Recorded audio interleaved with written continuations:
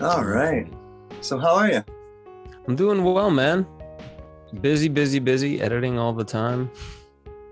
Hey, how many films are you making currently? Man, I'm in between films, but there's talks of one likely for Timcast IRL, and then possibly one other one with Aubrey Marcus starting this year. And then a lot of content creation that I'm doing on my own. I do Waking Infinity News every Monday on my YouTube channel. I do members content. So I'm editing all the time. A lot of times it's like mini documentary style. Sometimes it's me direct to camera. But yeah, man, definitely going through some kind of a restructuring phase with what I want to be doing with content creation because I'm creating a ton of it, and also raising a family, three kids out here in Nashville, and yeah, man, it's interesting building a business and raising a family at the same time. It's crazy making. Absolutely. I was actually listening to Aubrey recently, and he mentioned your name, and it gave me a big smile. So it's like, just I've always really respected him as well. So to know you guys are connected is also pretty amazing. I think you just did a film with him not too long ago, right? That's right. It's called Awake in the Darkness. We actually just finished the final version of it. There was a couple additions we wanted to put onto it. We're going to go to the film festival market this year, potentially be screened next year. I'm going to submit this year. But yeah, it's called Awake in the Darkness. And that was Aubrey Marcus went into pitch black darkness for 7 days in Germany. And it was an interesting time. It was funny because there was a version of the film that some other filmmaker tried his hand at, and he missed this one element that I thought was really interesting. That it was Aubrey came out of the darkness after having an amazingly impactful experience, him wanting to change his life. He was kind of making a decision to step down as CEO from On It. And all of a sudden he gets out. It's the end of January, beginning of February 2020. And so it's almost like bizarro world. He goes in, everything's normal, he comes out, and the 2020 world is literally just starting at that point. That was my alarm for this podcast. Yeah, we jumped on a little early for you, a little late for me, but Oh, good. all good. Yeah, that's it's a profound experience. Like I remember hearing him talk about it and being, wow, like I'm so glad that someone's bringing awareness to that method because it's I've been through it. It's really, really incredible, like really quite amazing. You've done the Um, darkness. yeah, you always hear about, how other senses kind of pick up when someone is blind or deaf or something like that, right? To be in that situation where like all of your senses are kind of struggling to latch on to something and finding very little to nothing is definitely disorienting. It's I haven't seen the film yet, so I haven't heard all of his experience. I've only heard what he's expressed on his own podcast, but just gave me a lot of smiles. So it's like, yep, yep, yep. Yeah, dude, what you're explaining there about how the senses want to latch on to something is it just sparked something inside me. Have you done plant medicine at all? Yes, yes. Okay, yeah. So in ayahuasca, for me, it was always most prevalent in ayahuasca. It did happen with iboga, but this feeling of like your center of balance and gravity is like your body doesn't know what to do with itself. You're just kind of like moving around, like, oh, where am I comfortable? What do I want to do? And it feels like there's this kind of composure that we typically have, that your body feels comfortable in neutral posture, and that it's almost like that feels like it's gone sometimes, and your body, in the same way that you were speaking about the darkness, your senses are grasping for anchors of reality, like to anchor to some kind of reality. um and that's kind of what seems like it disappears on plant medicine sometimes with your composure, and where your center of balance and gravity is kind of starts going away. And those are usually those moments that are like, I'm sure cymatics, science of cymatics. So if you look at how sand on a plate, if you pump in a frequency, it gives a geometric form at a very specific frequency. But if you're turning up the frequency, before it gets to the next frequency where it'll take on a new pattern, it has to go into this chaos period. Like, form needs to disintegrate before it can reintegrate into new form. That's almost how I feel about some of those moments in the darkness, in plant medicine, even in life. Sometimes when things don't make sense or a big shift happens, I notice that there's this kind of reaching for an anchor, but that anchor is disintegrating.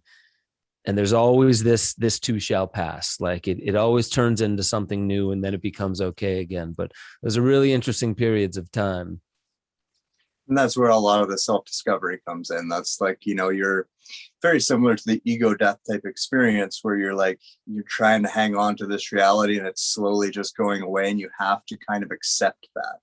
And it's through that surrender typically that we find the light, so to speak, or whatever the value in the experience we're getting out of this comes from. Yeah. There definitely is a surrender. And there's also this, I used the word composure already, and that's been coming up for me a lot lately, because it's not just literally how it's not your posture per se, that's part of it, but it's also the grace that you bring to a certain moment. And I always liken, whether it's plant medicines, whether it's just a transformational life experience, the darkness, whatever it might be, dark night of the soul. There's a lot of people going through that right now. That there's this surrender, and sometimes it's a complete 100% surrender, and then sometimes it's not a complete surrender. It's asking something of you, but not too much. It's almost like surfing, where the surfer, like take Laird Hamilton, or what's his name, Kelly Slater, big wave surfers, right? They do one wrong move, they're powerless against that wave. That wave is gonna have their way with them, but they have to surrender a bit to the wave. You have to surrender to the wave doing what it's doing, but you can't surrender. You can't go limp. You can't surrender 100%. There's a little bit of composure. You have to still behave in a certain way and compose yourself. And I find that that's actually kind of a period of life that I'm going through right now, where it would be very easy for me to just, with a couple of things that I'm building at this time, just to be like, you know what, I think I'm done. I gave it a good run. I think I'm done with it.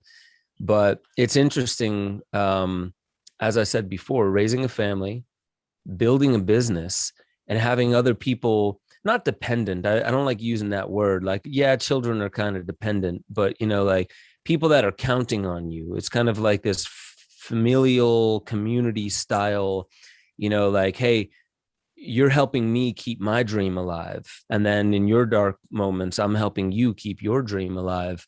And then when somebody's like, yeah, you know what, my dream's dead. I think I gave it a good shot.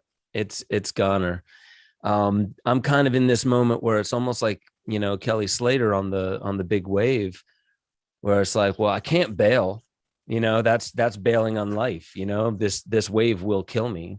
So, when I notice something's not going right, and I think Laird Hamilton did this, where he was a little too high on the wave, and that's a big no. And he had done it maybe for the first time. I know that at least in Rise of Superman, Stephen Kotler and Jamie Wheel, they wrote about the flow state. He just had this intuition to hop out of the wave forward into a lower spot of the wave. And it makes perfect sense, but like nobody had ever seen that done before. And that's kind of where I think this tipping point, this breaking point, this very difficult point, the point where you can't find your spot, where your senses are trying to anchor to something, everything seems to be falling apart. There does seem to be this, like, okay, well, surrender all the things you can't control, but don't surrender the thing you can, because the thing you can, it's still within your ability to influence and engage with for a reason. There's a reason for it. And if you engage with that and allow all the other things, like, you feel like you're on fire. Yeah, sure. You feel like you're being crushed or drowned.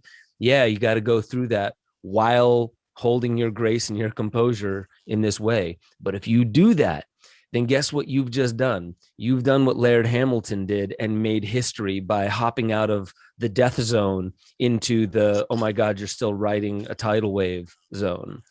And that's, I guess maybe I want to link that up with where people are at in the world right now. They, seeing the world as this is hopeless, like the left and right, there's no healing that divide. The, just not just the social and cultural division that we have, but the degradation that we may see in politics, the mad grasps for power with transnational interests. There's a lot of hopelessness that I sense in people. I get emails all the time with people that are reaching this point break, if you will. And I guess I'm just reflecting on that now, because I've only recently been kind of dealing with that in my own life, and noticing that, it's difficult to acknowledge it in the moment when you're being set on fire and drowned at the same time, but there is a purpose. There is meaning that can be drawn from it. And on the other side of it, if you hold your composure, if you remember what grace really, really, truly is. Grace is surrendering all that you cannot control, but not surrendering it, and maintaining your composure with that which you can control. And I feel like on the other side of that, that's where the whole world looks anew. You see that the whole world has changed. You're still here. And a lot of what has been holding you back, it's easier now to surrender it, because you just went through this trial period where you learned how to surrender very easily. Yeah. And it's funny that you use the word composure, because we are composed of a bunch of different things, right? Mm-hmm. Like there are a bunch of different events in our lives, the unfolding of our lives, the choices we make, all of that kind of add to what we are composed of at the end of the day, right? And we kind of hold that composure as a kind of cumulative result of what that is. And I also kind of want to thank you. I grew up around this phrase proof is in the result. And I kind of forgot about it in my early 20s. And then it was in one of your early films that I heard you say that, and it hit me again. It stuck back in my brain. But I really, truly do believe that the proof is always in the result. And so when we're going through a time like we are right now, some type of evolution as it seems, what we are composed of does seem to be breaking down. And we are developing almost a new composure, right? And this is very similar to when you were talking about composure in respect to the plant medicine. It's the same type of thing. You learn a new equilibrium, you learn how to compose yourself again, and you kind of restructure what that end result is, who you are is at the end of the day. So part of what I like to do on this particular podcast is, I like to say, feed the AI algorithm with human stories. So I would like to take a look, because you're doing a lot of great work now we can get back to, but kind of take a look at what composed Ben leading up to, say, when you became inspired to make Esoteric Agenda. Yeah, man, that's a journey. What's interesting is I every podcast I do, I tell this story, and I always find different elements that tell the story differently. But really, for me, I'm an Army brat. And for those who I've had some people not know what that means, that basically means my parents were in the Army. And I traveled nonstop. I was born in Tacoma, Washington. Within 6 months, we moved to Fort Rucker, Alabama, then Savannah, Georgia, and I think Florida for a little bit. We were in and out of the country, Hawaii and Kwajalein out in the Marshall Islands, Connecticut for a while, Harrisburg, Pennsylvania for a while. And then I went into the military at age 17, and I didn't stop that traveling. I just kept doing it. But right before that, I really got into music. And, music is my number one love. Film to me is an extension of music.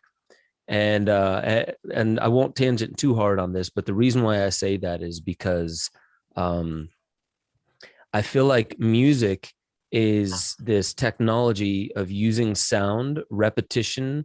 So there's monotony, and then there's insanity, right? Monotony is over repeating to the point where you want to fall asleep. Insanity is never repeating and meandering and never repeating that pattern. And it's striking this balance between the two in an audiovisual art form that allows you to tell a story, but the story and the way that it's told is meant to impact somebody and move them. That's music. Music, the way that the story is told, the repetition, and then the other instruments that are allowed to go off and play around that, they're meant to impact you on a deep level in a way where your intellect, it can get involved if it wants, but you're not really like intellectually analyzing songs as much as you are just beholding the majesty of what it is. And a lot of the times, if you start dancing, it's not because you had to tell yourself to dance, it's because it's being drawn out of you by the moment. So back on point. I was into music by age 14, got into plant medicines around the same time. And that kept me off of opioids, which a lot of my friends were getting on. And so I saw a lot of destruction of lives around me, seeing exactly what it was, knowing what it was, because as soon as I had done mushrooms at age 14, it did this to consciousness. Whereas everybody else, I noticed when they were on pills or whatever they were doing, they were just like their eyes were closing and they were dimming. And I knew instantly at that age, I was like, man, they're tuning out of a certain part of life, and that's going to bite them in the ass later on. And even those who didn't die from it, it's exactly what plant medicines will eventually show you, is like the dark side is something you have to look at. So this is leading somewhere. I go into the military. In the military, you're not allowed to really talk about your opinions about the world. You're not allowed to get into like what's going on in the world. This is how I feel about it, because you represent the military in and out of uniform. So for 6 years, I was traveling in the military and seeing the world in a new light. And I was really starting to realize like, whoa, this is what the military is. And I'm not going to say that like I hate it. To be perfectly honest, I also understood that militaries emerged for a reason, but I realized like, whoa, we're going into other countries. Like we have an agenda. This is interesting. And I wasn't allowed to say it. So I was just in my band, Hierosonic. You can find us on Spotify, like hieroglyphics, but all one word, HIEROSONIC. And you'll hear on Spotify that the last album we did called Consciousness, Fame, God, Money, Power, it's a lot of what's happening now in the world, but it was published in 2011. And I was in the band, I was in the military, and then as soon as I got out of the military, that was when I realized I'm going to start talking about what I want to talk about. And it was only because I was told that I couldn't. Had they not told me that I couldn't talk about those things, I probably wouldn't have cared, because I wasn't into it anyway. I was just into music. But then all of a sudden, because they told me I couldn't, and my personality type is like, you don't tell me how to live my life. So if you tell me not to do something, that's the best way to get me to do it, except for stuff like jumping off cliffs and things like that. So anyway, as soon as I got out, I made my first film. And this was in 2006. I started really working on my first film, Esoteric Agenda. And that was the film where I said that, the proof is in the result. I really focused on soundtrack. I never did a demo reel before. I just knew that I needed to impact people. I liked Zeitgeist. Zeitgeist was well produced, for one. It was anonymous, at least in the film itself. It didn't say Peter Joseph plastered everywhere. All it had was at the very end, zeitgeistmovie.com. And the soundtrack was incredible. And as a musician, I was like, okay, he nailed an art form. It doesn't matter if I agree with everything he says, he nailed the art form. So I was like, I have to do that, but I have to introduce spirituality into it, because he really kind of broke down religion, but didn't go into anything beyond why the human being has always had religion, or culture at least has always had religion. Because it's a form, it's a way to explain spirituality in an institutionalized way. And I was like, he got it right, but it's incomplete. I need to do this better. So I did that film, Esoteric Agenda, and it went viral. And this was before YouTube, Google videos. It just, several million people within the first few months. And so I had a lot of people hitting me up saying like, man, this is an amazing film. I'll tell you what, though, the first part of the film scared the shit out of me. And then it was the last 15 minutes that I loved, because you brought it back to human potential. And you said that all the stuff I already told you about, what's the chaos, the deception, the lies in the world, all of that is an esoteric agenda, which is the name of the film. It's this agenda that's bringing us to an opportunity, a choice point where we can awaken, and we can awaken to our higher power, where we realize, oh, this problem isn't bigger than me. This problem exists within me, and I am part of a greater whole that I've never imagined before. So people were like, I love that part of the film. Could you do another film that's just like that last 15 minutes? And I was like, okay. So I immediately hopped into working on Kymatica, which was really probably my most memorable film in most people's minds. That went on New York Independent Film Festival and won Best Scientific Award. And it was interesting because I'd never done demo reels before. I just hopped into making film, but it was like, it really was the art form of it. I wasn't going to try and like reprogram people's beliefs.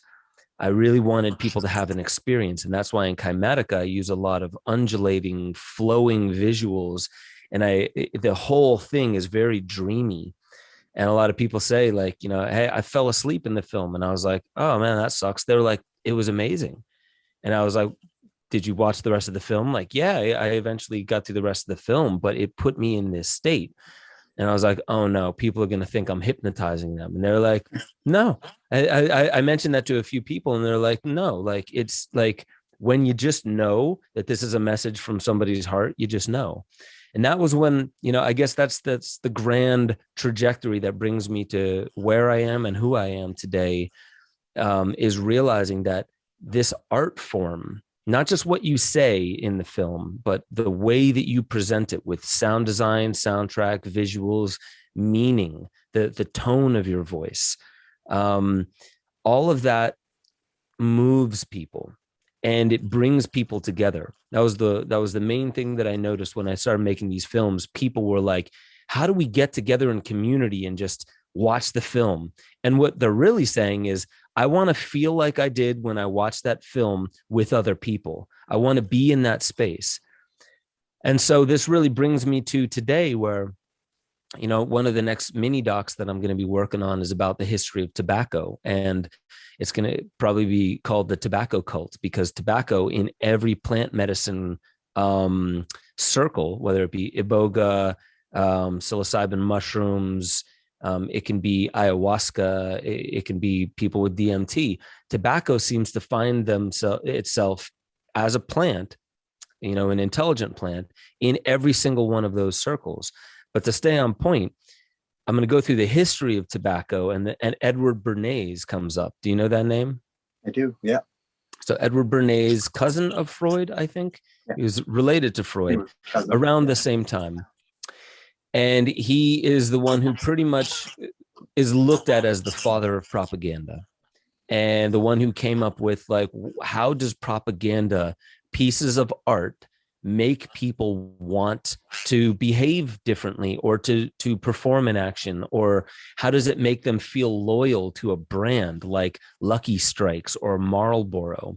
And what they found out was that, and you see this in every single commercial today, every single advertisement, is it's all about a feeling that the commercial gives you. You ever seen those Levi Strauss jeans commercials where you have no idea what it's about? It's this guy, kind of like getting cheeky with a girl in bed, and then all of a sudden you hear a pounding on the door, and he needs to get up, and then he puts on Levi jeans. Or no, first he jumps out the window and he runs away, and then the girl throws him jeans and he puts it on, and you realize it's a Levi's commercial.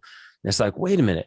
So what they're doing there is they're like, to those who love sneaking around and being that guy, like, wear these jeans. If you like to be that stoic, cowboy with the hat and, like John Wayne or something like that, smoke Marlboros. What they're doing is they're presenting a lifestyle and saying, if you trust this brand, you don't have to worry about the ingredients. It's just going to make you live a life like this.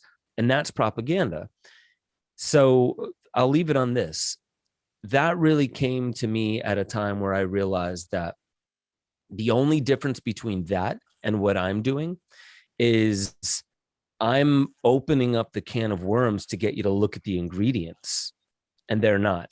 They're like, in a sense, that's a magic trick, like sleight of hand. Like, look at the lifestyle, and they're introducing stuff over here, whereas my intention has none of that deception built into it. It's actually like, let's look at the reality and know it's not going to be pretty. And I understand if you don't want to see it anymore, but, and then with all the artistry around it, the same idea or concept as propaganda is there to hold you in a space that inspires you to acknowledging my human potential is far greater than this seeming threat that's before me. So that's kind of where my life has taken me, all the way up until now. I've always been into music. I've always been into art. But really it's kind of dovetailed together: music, filmmaking, all my experiences. Even back when I was living in Kwajalein at age 5, there was shamanic culture there called the Marshallese. All that kind of stuff dovetails towards where I am today. And it's deeply moving and impacting people, not to do what I say, but if you inspire people in the right way, they simply know, it emerges out of them. Oh, this is my path. This is what I'm here for. And that way I don't have to suggest what they may become. They just know. So that's the grand point of why I make art and why I make film is for that. That's where my life path has brought me. Well, you accomplish it. You accomplish it quite well. Like that feeling that you get from something, like you said, it's very important. That's why it attaches itself to our memory. We typically remember the feeling, and then the information kind of comes along with that feeling, right?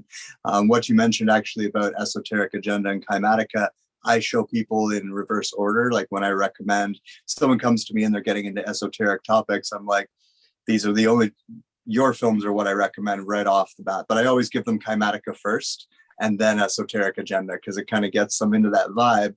Yeah. And then when they get to there, they're kind of more open to the information, and they get to know you a little bit, I think, as well. So they kind of understand. And I know we always use the phrase, don't shoot the messenger. And I do believe that. But at the same time, and I think we're learning this with, say, like everything that just went on with Joe Rogan.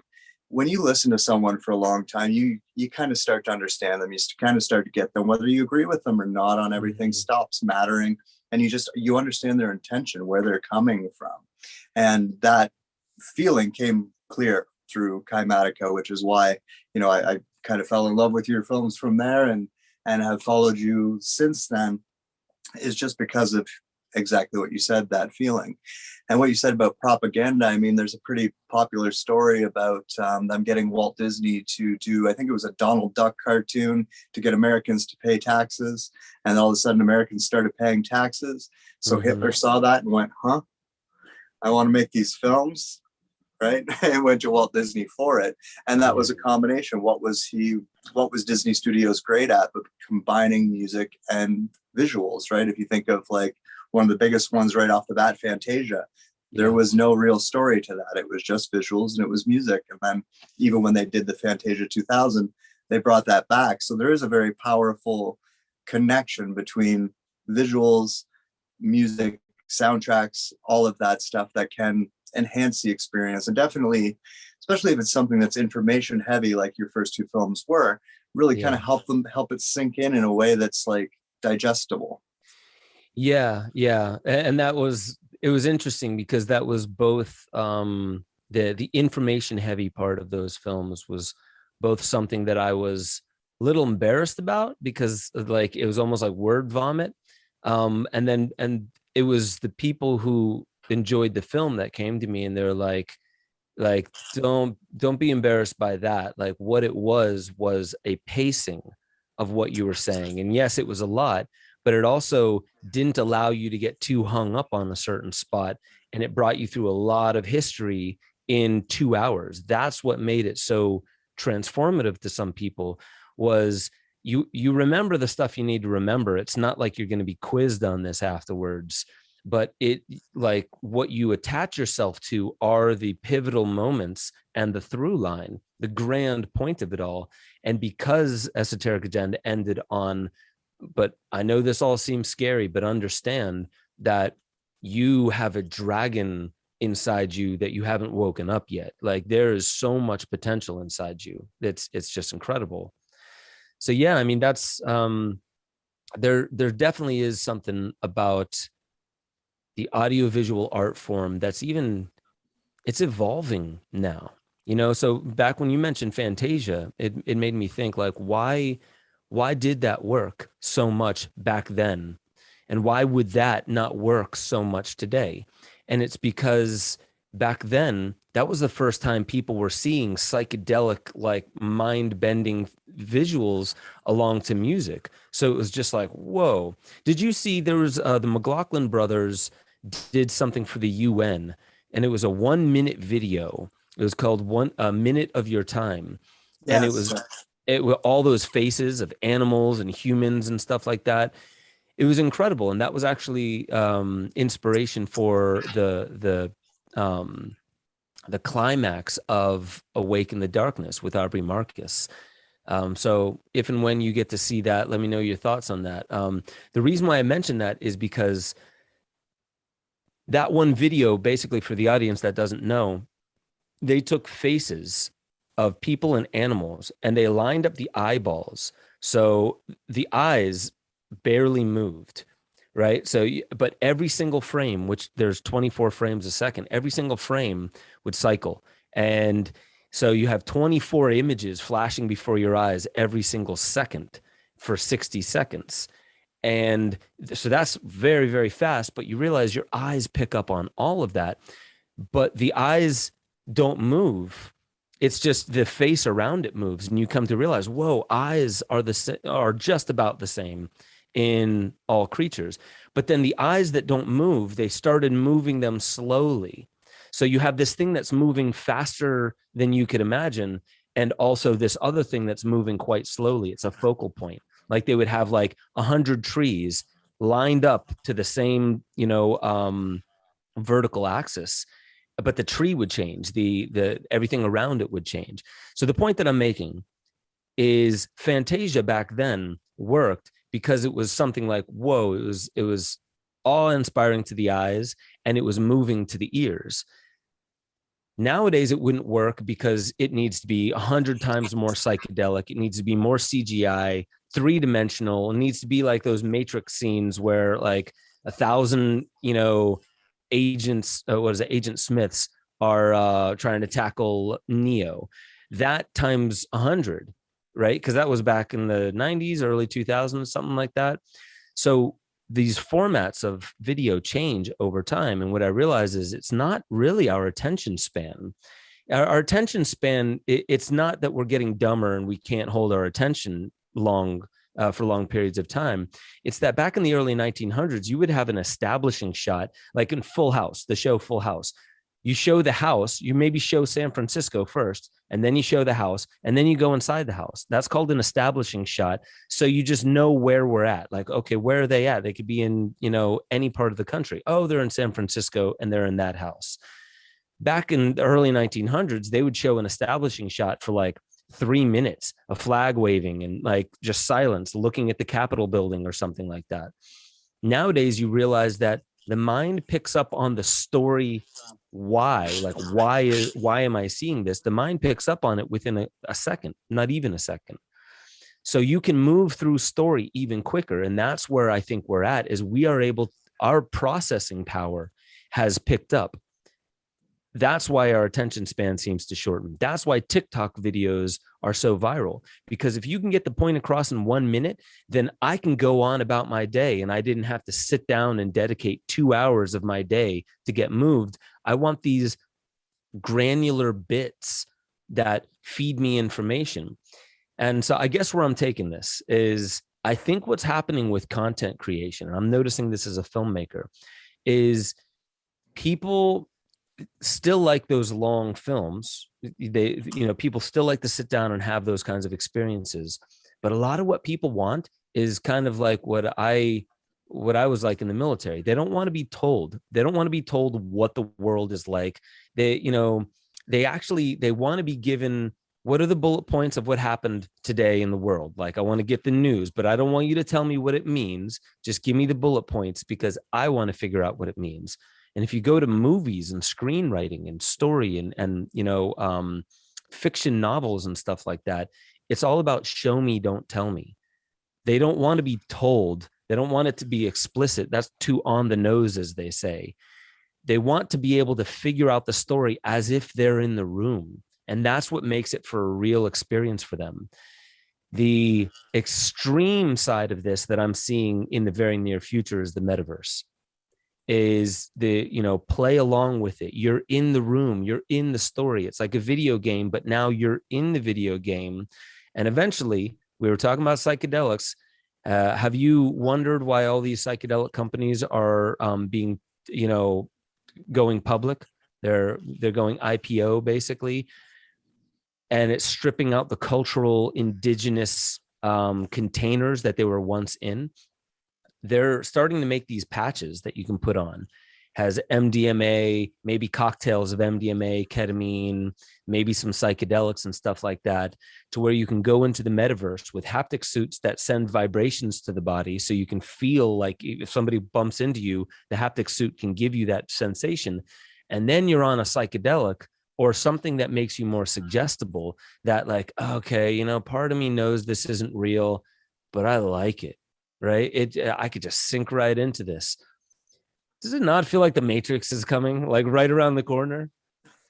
I absolutely believe that it is. And it's funny that you bring that up because, like yourself, I believe in plant medicines, but I also,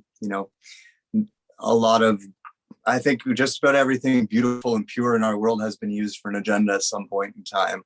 And unfortunately, with psychedelics, they have in the past through MK Ultra experiments. And I feel like the potential is there for that to happen in the future in exactly the way you just described. We're already kind of reaching this point as a society where we don't really have an objective reality anymore, and that's kind of starting to fade away. And when we kind of pile on, the metaverse, virtual reality, along with, the perversion of plant medicine in the method you just described, that worries me a little bit, just because it does add to that suggestibility. And it would lead people into, doing exactly what you just said, choosing the Matrix over real life, right? Let's do a little thought experiment, because this is what I do with clients. And, when you said that it worries me a little bit, it has worried me as well. But what I was just saying about the films that I make and bringing people up into their inspiring them up into the higher echelons of their potential, where they realize, oh, these problems aren't bigger than me. The thought experiment would be like, I guess I have to preface this by saying I was never given a memo at birth from God or creator or whatever, science, whatever, saying that this is the way things should go. This is the way things should be. And I've come to realize that people are just going to make their own decisions, and that a lot of people are going to go into the Matrix.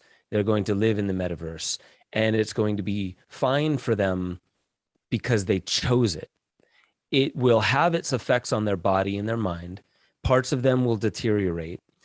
And in a way, it's almost like the cymatics where I was talking about, like something has got to disintegrate for them to perform that function. And maybe they die early, maybe they don't, maybe they're just hooked to medicine, and maybe we stand, like you and I, standing on the side, maybe, puffing some tobacco or something like that, just being like, would you ever want to do that? It's like, no, I would never live like that. And it's like, should they be allowed to? Should they be allowed to go into the metaverse, into the Matrix? Is it an experiment to see what happens to consciousness when you spend way too much time in that kind of a space? Anyone who understands DMT, if you smoke DMT or if you get it injected intravenously, it'll last about 10, 15 minutes. It's not long.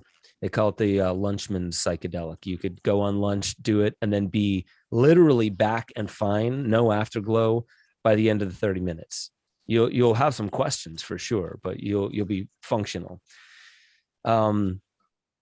Imperial College London, and I think a few other universities are doing this extended state DMT where they're hooking people up intravenously and they're keeping them in the DMT, the peak DMT space for longer. Why? Because Imperial College London and a bunch of other people have heard all these trip reports that there are interdimensional beings that, and there's the same ones. People who've never met one another, never talked to one another, are coming out of DMT saying there was this praying mantis that was ginormous and it was more intelligent than anything. And it was speaking to me telepathically. And then you go through another 1,000 trip reports of people saying the exact same thing. Imperial College London is like, that's enough for us to run some experiments. So we want to keep people in that space for longer. The point that I'm getting at is in Psychedelica, there's a show that I made on Gaia.com, and it's all about psychedelics. I talk about this. And I also talk about, but what happens if you leave people in that state for a day, 2 days? What if they get forgotten and they're in that state for a month or something like that, or not forgotten and just experimented on? Throughout evolution, if you believe in evolution the way it's brought to you or not, we still see that there's evidence that environmental stressors like viruses, heat, radiation, things like that, they change the expression of your DNA. And every now and then they will cause for your DNA to mutate, to these random mutations, apparently, to see if your DNA can mutate into something that's advantageous and can withstand all this new environmental stressors. Now take a look at 5G and soon to be 6G, the influx of, at least as of 2011, 100 million times more ambient radiation than our grandparents had. And now probably 100 million times that amount.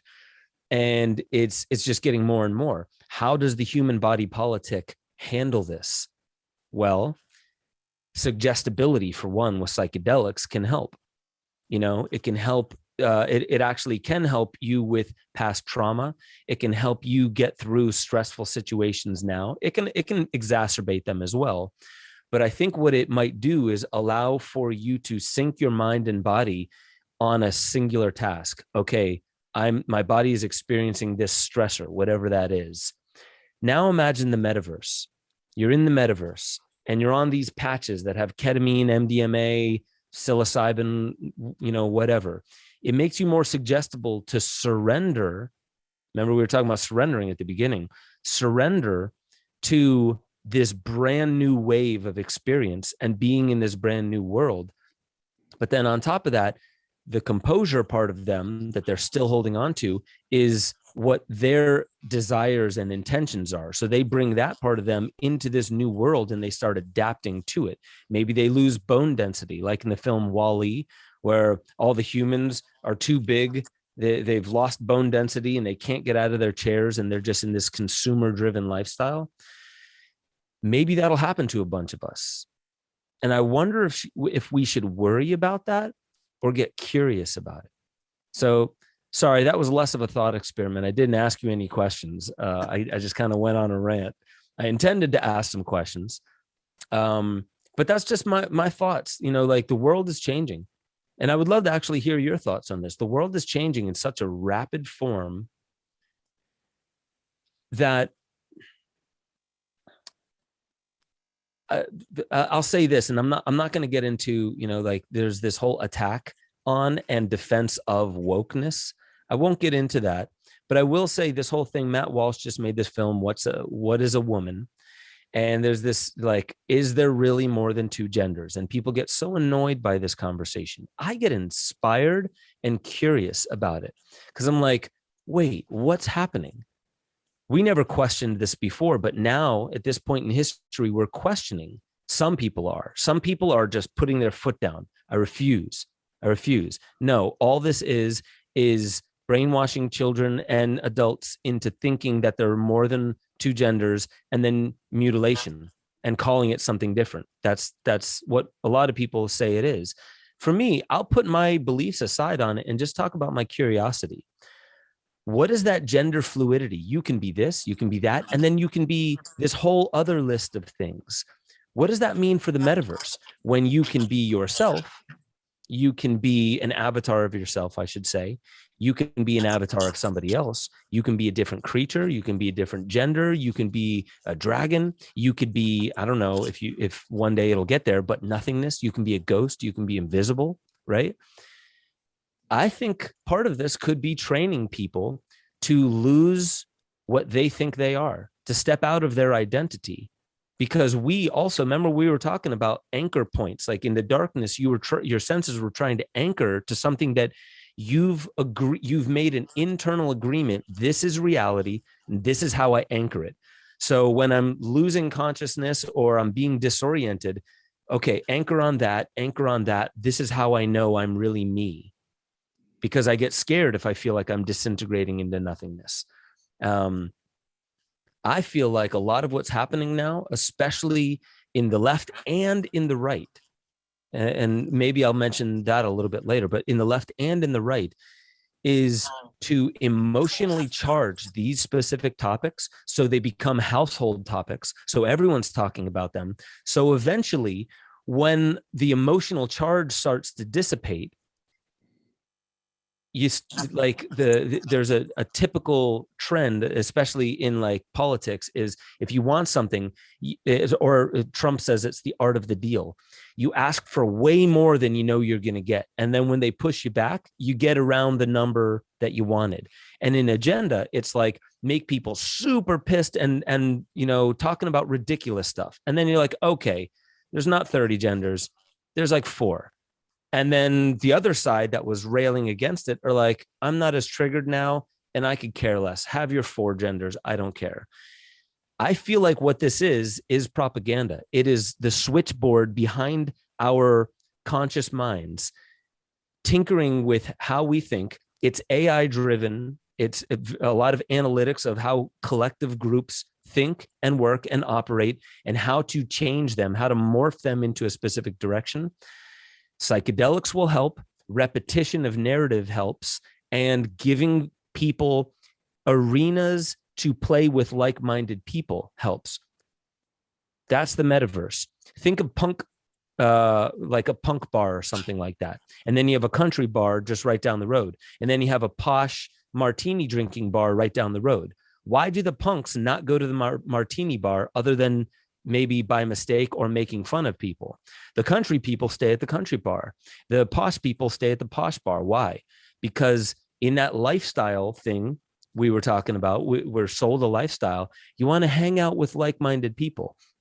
I think this is where we're headed. We're headed into a metaverse world where we're going to have these kinds of punk bars, but they're universes. You can go anywhere in this universe. Just go into the metaverse, do it. You want to make it more real, put on this patch. And I think a lot of what we're seeing right now with wokeness and other right agendas that are the exact same bird, right? Left wing, right wing, same bird, that they're leading us down like these wild goose chases off into territories that eventually will disintegrate. But having gone into those territories loosens up our stranglehold and our anchors on this is reality. I think what's unraveling, as you said, I'm forgetting how you said it, but we're stepping into a world where a lot of what we once called real is unraveling psychologically. It's not unraveling out there yet, but it's unraveling psychologically. Yes, there is an agenda out there. I'm going to end this rant by saying, I think there's an agenda beneath the agenda. And that agenda, that conspirator, is us. It's not some external, it's not just Bill Gates and the World Economic Forum. They are actually more at the mercy of collective psychology than we give ourselves credit for. The issue is we don't wield our potential. We don't wield our real power. We complain about it when it's in their hands, but we're actually too afraid to take it back into our hands because then it's our responsibility to do something with all that. We become the creators. So that's my rant. No, I 100% agree with everything you've said. I think that we are going through an evolution, and I do think that, nature has the final say on that. Anyone who may want to run an agenda to distort, pervert, try to steer this evolution, they can try, and they are. But I also believe what you say, that like nature finds a way in that sense too, that, you know, it's kind of like again, Joe Rogan saying like the counter to bad ideas is good ideas, right? It's not silencing them. Not It's the same thing with the cancellation. agenda, right? It's like if we could get rid of the agenda, sure, but we can also learn from the agenda. Like if they're trying to push us in a specific direction, it's probably because they're really afraid of what direction we would go in if they weren't pushing us that way, right? So there's a hope to be found in just that. And I think that, you know, with evolution of a planet comes evolution of the species as well. And you mentioned DNA changes, and you know, obviously there's I don't call that thing here anything other than a lollipop. You know, like there's a lot of conspiracy minded people who think that the lollipop are causing DNA changes. I think our environment, the things you mentioned, are also causing some DNA changes. I think that the different ways that we are exploring the universe through, or the planet, sorry, through psychedelics or through different groupings on the internet, all of these different social dynamics that are new that we've just kind of created over the last 10 years because of the internet, are also changing us in various ways. And I think that what we are going to notice somewhere down the road is that we're at a point now where we're actually splitting into different species of human, or different types of human. And I think that, you know, that anytime we go through something like this, there's a long period of imbalance where everything's fluctuating, everything's all over the place, and we're kind of learning, and we're absorbing, and we're discarding, and we're rebuilding, we're recomposing things, right? Like, because another part of our composure has always been what society tells us is right and wrong, and what our friends think, and what our family pushes us towards, and what life experiences we have. Now that all of that is so much wider, we have such a huge spectrum of things to absorb information from, that should evolve us. That should, not just in consciousness, but also physically, start leading to changes. And I do think that's exactly what we're seeing now. And I also have the same kind of hope that you do, that despite the agenda that's no longer so esoteric, we will still figure this out. And even those people who strive to control us, this is an quote from an Anne Rice book that I love: people who desire power do so as to not be at the mercy of the power of others. Yeah. Right. And I think that's exactly what our controllers have done, is they're like, they see the power that we have as a collective, and they don't want to be at mercy of it. So they're trying to commandeer it. But nature just doesn't work that way. You know, it's very much like the wave analogy you used at the beginning. We're on this wave, and the wave's doing what it's going to do. How we choose to ride that wave, the dance that we choose to engage with that element of water, is going to determine whether we crash and die on coral reefs, or whether we have an epic tubular cowabunga moment at the end of it, right? So I think that's where we are, and we are making those choices daily, individually and collectively. Interesting. It's interesting that you end with saying making those choices, because I think that's really the stepping stones of our path in life, are all the little choices we make, the little ones we don't even realize that we're making. Like, you know, every single time I take a sip of my tea, I'm engaging with the green tea plant, right? And there's intelligence in that. We know that plants have intelligence. Even posthumously, we know they do. We got to smash them apart, you know, cook them into a tea, and then we drink them, and they change our consciousness. They change our physiology. They change the hormonal structure of our body. And if we overdo it, then there's this other force that starts to happen. You know, illness can come about. And there's definitely, here's what I would say to the DNA changing. It's definitely happening. And when I say definitely, I'm coming from a filmmaker, right? I'm not pretending like I'm a biologist. I'm not pretending like I'm an ethnobotanist or a botanist. But what I am saying is, to me, I at an intuitive sense, understand what our DNA is. And it's the way that it changes. Even smoking cigarettes changes your DNA. It's a process called methylation. This is proven. Everything that we do we are changing our consciousness and we're changing our DNA. And the interesting thing is we're always communing with plants in our diet, right? You know, whether we're eating it, whether we're drinking it, whether we're smoking it, whether we're smearing it on our skin sublingually, whatever it might be, we're always communing with plants. And plants have been here longer, as far as we know, a lot longer than us. And there's this intelligence inside them.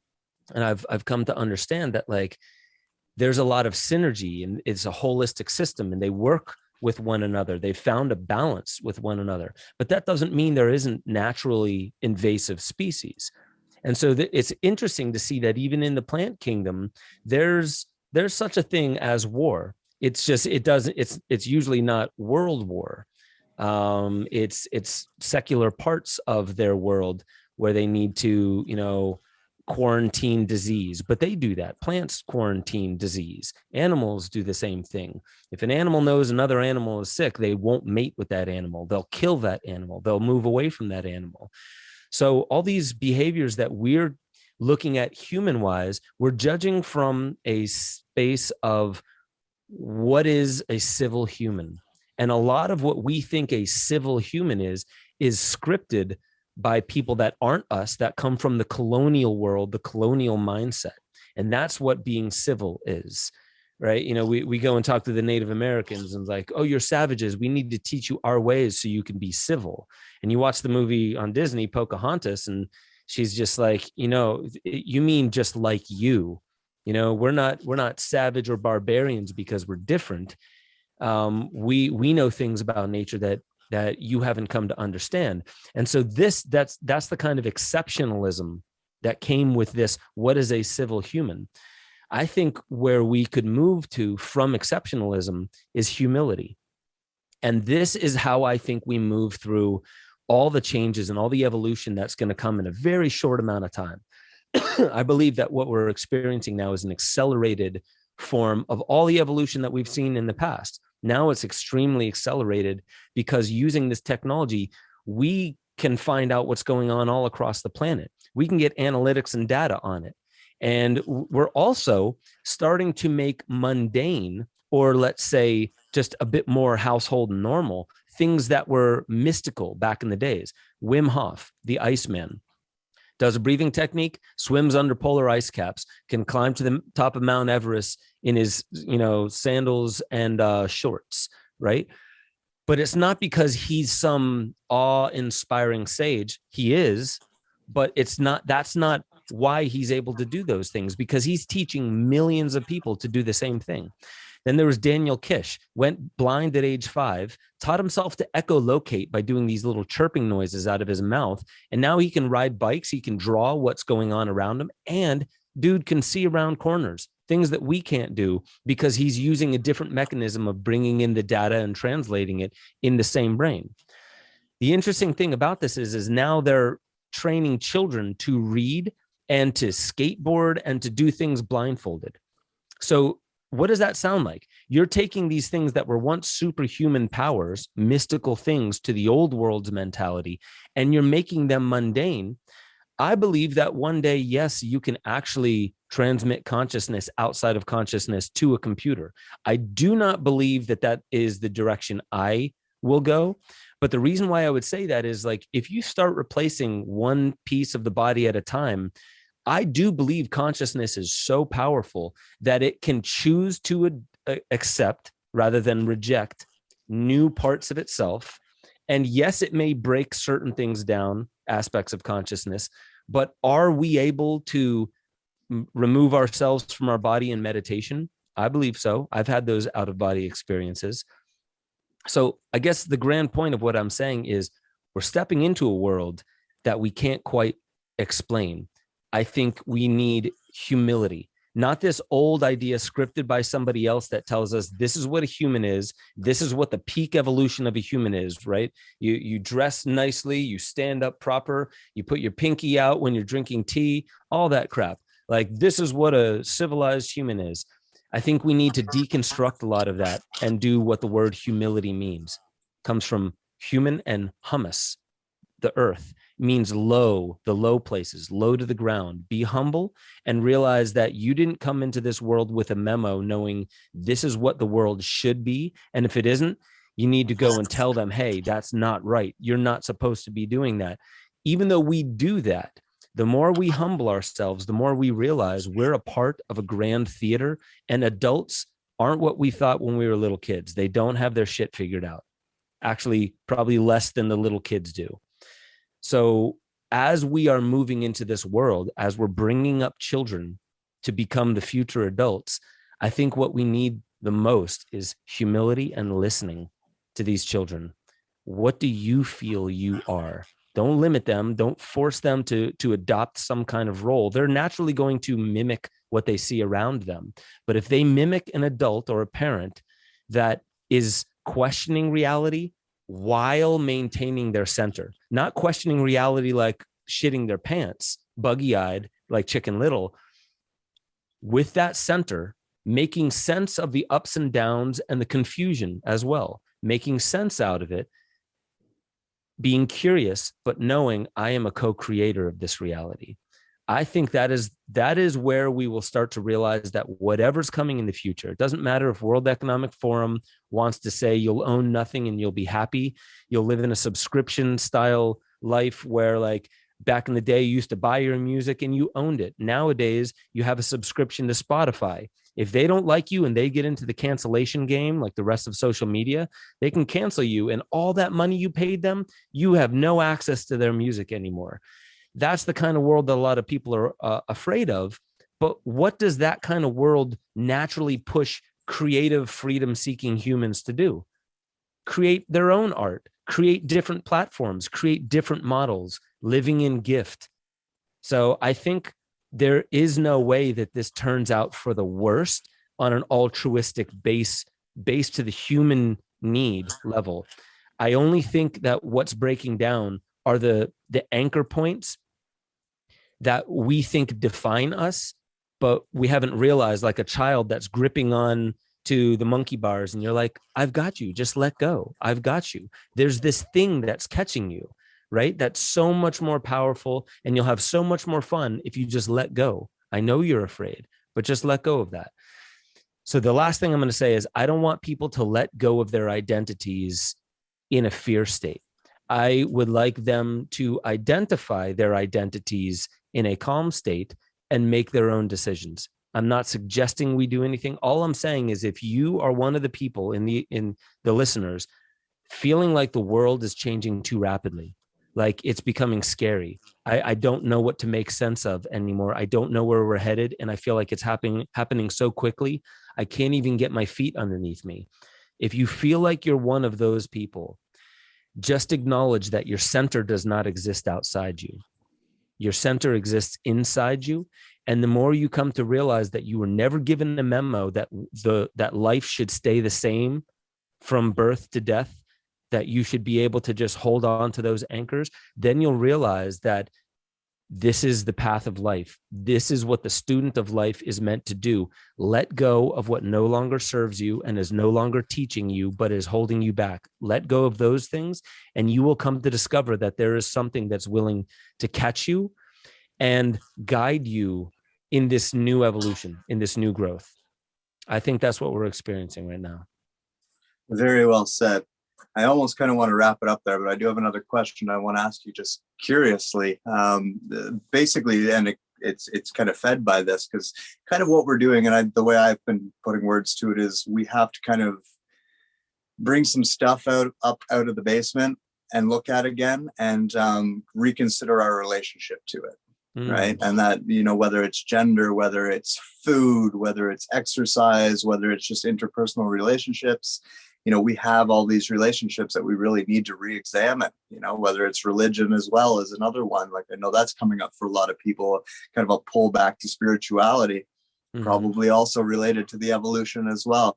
But on that vein, I've always been curious, and this is kind of how we connected to begin with, is what led to the revision of Esoteric Agenda? The Esoteric Agenda 2? Yeah. Oh, You're not talking about the second edition I put out that had different soundtrack stuff in it, are you? Yes, that's what I meant. Yeah, yeah, Okay, so the revision of Esoteric Agenda 1. yeah, yeah. Yeah, that revision, I mean, it's pretty simple. That was basically, there were a few people that reached out and said I used their work, and they didn't allow it. They didn't want it. So I had Oh, to take stuff out and replace that in the film. And it was actually, those were really neat moments, because several of them were people that, like, they were like, listen, I don't agree with a lot of what you're saying, but I can see that you're doing it with passion, but I don't want my artwork in this film. And it led to a good conversation. I was like, okay, that's perfectly fine. But that's what led to that revision. And you had a soundtrack piece in there. I did. You very graciously put one of my songs in that movie. It's like I still makes me happy, like just knowing that happened. So yeah, thank I'm you for that. failing to remember the name of the title of the track. Do you remember? This song is called Change, Okay. and man, what was the comes in at one of the later parts of the film, Yeah. but I can't remember exactly what. I I'll have only to got go to back see and it check. once, and really just a clip of it. Someone, because I've not signed up to Gaia TV, which is where he had it. So someone had saved a clip of it, just show me, hey, this is your music. Yeah. But yeah, I've never actually seen it its entirety. Yeah. So that revision. That was what led to that revision. Was I needed to respect some. Just remember, I made that film not knowing what I was going to do with it. I actually thought it was going to be a 15-minute film about my band, but then it turned into this, longer film, because the part that I didn't mention earlier was, as I was in the band, I was going to embark on this. I'm going to make a short documentary, tell my thoughts and ideas, but I'm going to keep it short, and it's going to be about the band. It'll help promote the band. Whatever inspiration was coming through me was like, push the band out. Like, this isn't a promotion. And it was better as not a promotion. It obviously came as a message to the world. But yeah, that was the explanation for that revision. Interesting. Hollywood, no kidding. So well, let's leave it with this then. What would you, given everything we've talked about, what's kind of your best advice for people as we move through this time?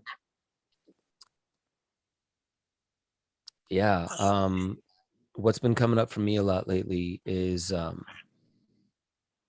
community's number one, because all the changes that are coming, the best resource to have is not stockpiles of food, it's not tons and tons of land, it's community.